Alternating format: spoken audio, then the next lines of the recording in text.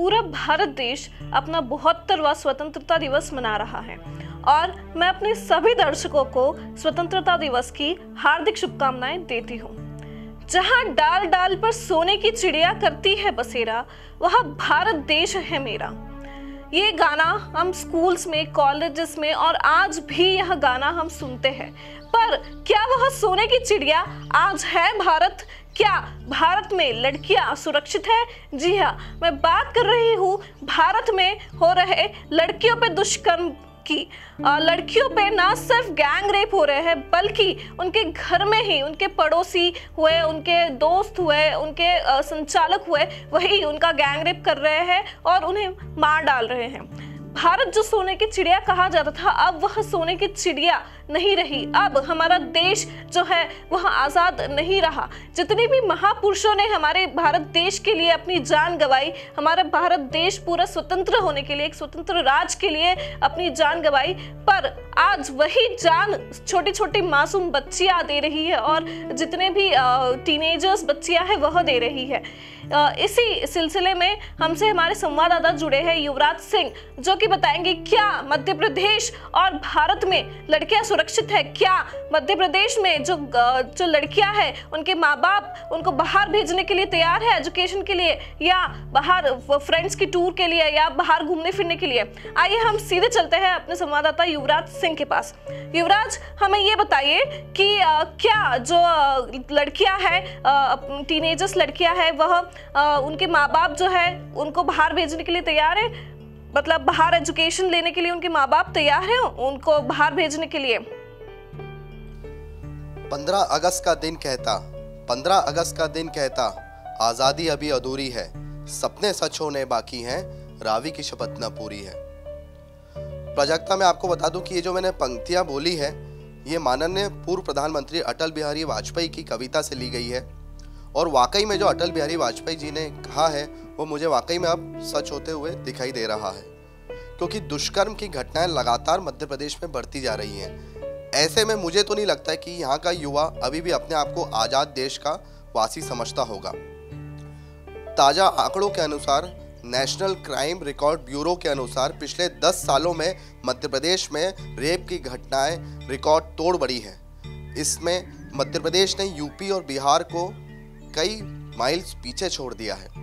वहीं आपको बता दूं कि अमेरिका जैसा विकसित देश जब अपनी महिला पर्यटकों को हिदायत देता है, जब भी महिला पर्यटक भारत देश जाती हैं तो एक एडवाइजरी जारी की है अमेरिका ने, जिसमें साफ तौर पर उन्होंने महिला पर्यटक को ये हिदायत दी है कि वो यदि भारत जाते हैं तो अपनी सुरक्षा का विशेष ध्यान रखा जाए, क्योंकि वहाँ पे दुष्कर्म की घटनाएं लगातार बढ़ती जा रही है। तो आपको बता दूं कि ये अपने आप में बहुत ही शर्मनाक चीज़ है कि भारत देश के लिए अमेरिका ने ऐसी एडवाइजरी जारी की है। और निश्चित तौर पर आखिर अमेरिका करे भी क्यों ना, जब लगातार भारत देश में 2-2 माह की बच्चियाँ, 4 माह की बच्चियाँ, 5 साल की बच्ची, 7 साल की मासूम स्कूल जाती छात्राएं के साथ रेप की घटनाएं हो रही हैं, तो ऐसे में इस तरह की हिदायत जारी करना एक तरीके से सही भी है। मैं आपको बता दूं कि लगातार मध्य प्रदेश में दुष्कर्म की घटनाएं हो रही हैं। सबसे पहले तो मंदसौर में अभी कुछ ही माह पहले एक 7 साल की स्कूल जाती छात्रा के साथ दुष्कर्म की घटना को अंजाम दे दिया गया था। स्कूली छात्रा को मात्र टॉफी का लालच देकर वहां से एक युवक बहला फुसला कर ले गया और 2 युवकों ने उस 7 साल की मासूम के साथ दुष्कर्म की घटना को अंजाम दिया था। वहीं आपको बता दूं कि कुछ माह पहले राजवाड़ा में मात्र 4 माह की बच्ची, जी हाँ, मात्र 4 माह की बच्ची के साथ दुष्कर्म की घटना को अंजाम दे दिया गया। और यहीं उस हैवान की हैवानियत यहीं कम नहीं हुई, उस हैवान ने ऊपरी मंजिल से उस 4 माह की बच्ची को फेंक दिया, जिसके बाद वो बच्ची की मौत हो गई थी। वहीं आपको बता दूं कि भोपाल के हबीबगंज स्टेशन में एक नाबालिग छात्रा जब अपनी कोचिंग से वापस आ रही थी, तब शाम के वक्त उस नाबालिग बच्ची के साथ वहीं पे जो रेलवे स्टेशन पे जो भिखारी रहते हैं, उन भिखारियों ने गैंगरेप किया। और गैंगरेप करने के बाद लगातार 3 घंटे तक उसके शरीर को नोचते रहे। वहीं आपको बता दूं कि जब उक्त स्कूली छात्रा ने ये सब शिकायत अपने माता पिता को बताई, तब माँ बाप दौड़ते हुए पुलिस थाने का रिपोर्ट दर्ज करवाने, परंतु पुलिस ने उनको चलता किया। वहीं आपको बता दूं कि उस पीड़िता के माँ बाप पुलिस में ही थे। जब पुलिस की ही नहीं सुन रही है तो एक आम आदमी की कहां से सुनेगी। यहीं से जो व्यवस्था है पूरी लचर है और जो कानून व्यवस्था है उसमें ठोस कदम उठाने की सख्त जरूरत है, ताकि जो दुष्कर्म की घटनाएं घटित हो रही हैं उस पर नकेल कसी जा सके और जो युवा वर्ग है वो अपने आप को इस आज़ाद देश का आज़ाद वासी समझ सके। बिल्कुल, मैं युवराज आपकी बात से बिल्कुल सहमत हूँ।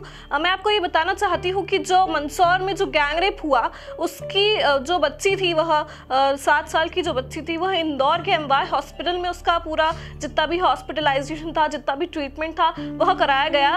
और मतलब डॉक्टर्स ने जो उसका जो पैनल था डॉक्टर्स का, वह उन्होंने ये कहा कि उसकी इंटरनल जितनी भी बॉडी थे, इंटरनल जितने भी बॉडी पार्ट्स थे वह पूरे डिस्ट्रॉय हो चुके थे और उनको उसकी जो अंदर का जो पार्ट था, मतलब जो होता है वो निकालना पड़ा ताकि उस बच्ची को बचाया जा सके। अगर वह डॉक्टर्स का पैनल नहीं निकालता तो वो बच्ची की मृत्यु हो जाती शायद। और जिस तरह से आप बात कर रहे हैं कि अमेरिका की एडवाइजरी ने यहाँ नोटिस जारी किया है, तो यह बड़ी ही शर्मनाक बात है कि अमेरिका जैसा देश भारत के लिए यह बोल रहा है। युवराज, ऐसा देखने में आया है कि हमारे पड़ोसी, हमारे रिश्तेदार और हमारे जितने भी दोस्त यार होते हैं वही दुष्कर्म करते हैं।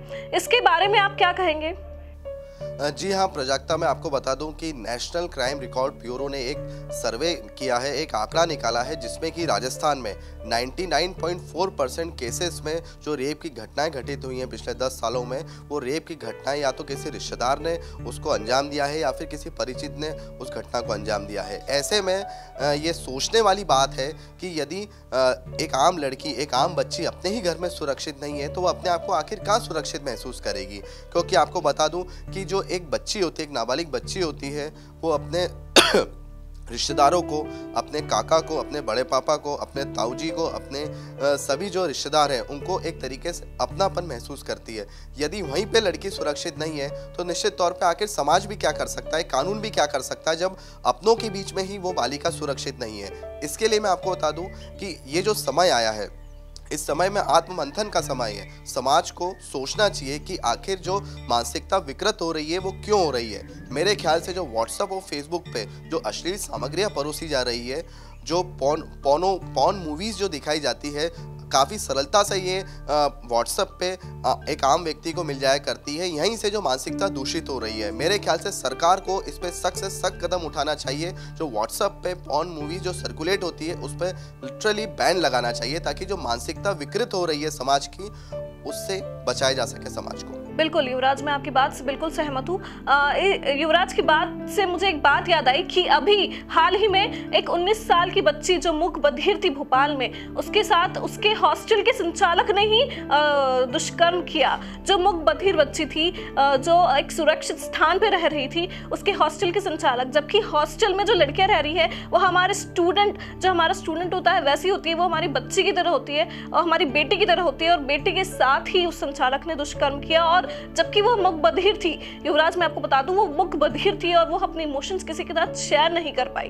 तो इसी वजह से कुछ नेता जो है मध्य प्रदेश के या भारत के जो कुछ नेता है, वह ये कहते हैं कि हमारी जो ड्रेस होती है, जो लड़कियों की ड्रेस होती है, वो रिवीलिंग होती है और इससे लोग एक्साइट होते हैं। तो क्या कहना चाहेंगे युवराज आप इस पे?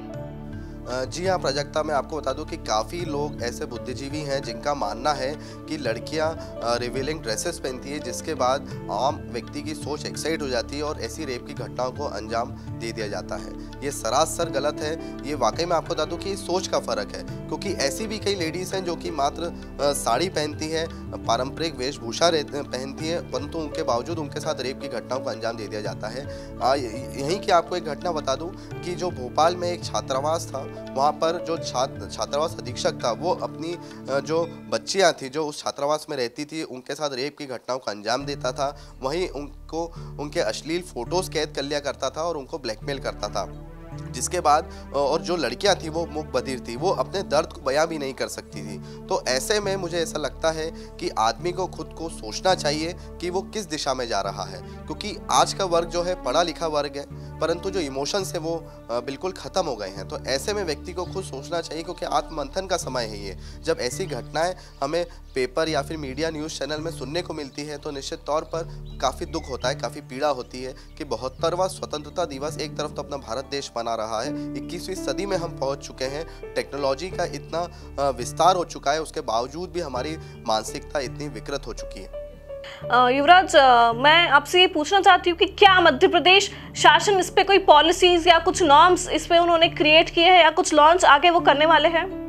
जी हाँ, भोपाल सामूहिक दुष्कर्म की घटना के बाद मुख्यमंत्री शिवराज सिंह चौहान ने एक विधेयक लाया है जिसमें कि यदि कोई भी नाबालिग बच्चे के साथ दुष्कर्म की घटना होती है तो उस आरोपी को फास्ट ट्रैक कोर्ट में उसका केस लड़ा जाएगा और उस व्यक्ति को निश्चित तौर पर फांसी की सजा का प्रावधान है। परंतु इस विधेयक को आए हुए भी कई माह बीत चुके हैं, उसके बावजूद भी ऐसी घटनाओं पर नकेल नहीं कसी जा रही है। तो निश्चित तौर पर कानून भी आखिर क्या करे, कानून का एक काम रहता है कानून बनाना, सख्त कानून बनाना, परंतु उसके बावजूद यहाँ पर मानसिकता को सुधारने की जरूरत है समाज को।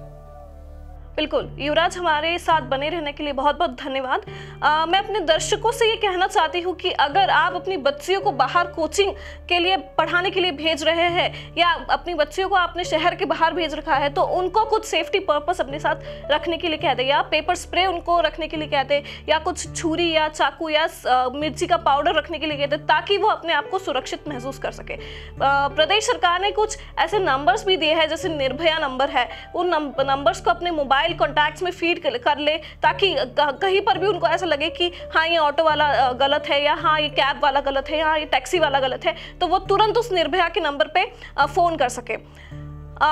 स्वतंत्रता दिवस हम मना रहे हैं आज, और मैं ये चाहती हूँ कि भारत एक पूरी तरह से स्वतंत्र रहे, और फिर से आप सभी को स्वतंत्रता दिवस की हार्दिक शुभकामनाएं। कैमरामैन अरुण यादव के साथ प्राजक्ता अंकलीकर, MP न्यूज़, इंदौर।